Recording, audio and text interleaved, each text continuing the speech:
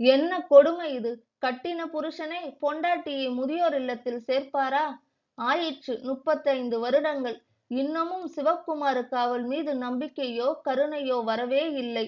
ஊசி மேல் தவம் இருந்த அவன் நம்பிக்கை எல்லாம் பொத்தலாகிப் போனது. சிவக்குமார் மனைவியை ரொம்ப நேசித்தார்.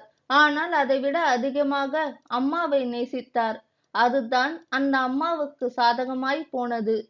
கௌசல்யாவைப் பற்றி ஏதேனும் சொல்லிக் கொண்டே இருந்தார்.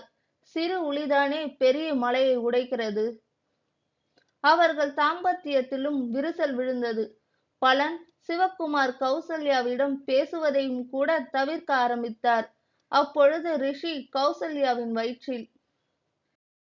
முழு கதையையும் தெரிந்து கொள்ள கீழே உள்ள லிங்கை கிளிக் செய்து பாருங்கள். இந்த வீடியோ உங்களுக்கு பிடித்திருந்தால் லைக், ஷேர் அண்ட் சப்ஸ்கிரைப் பண்ணுங்க ஃப்ரெண்ட்ஸ்.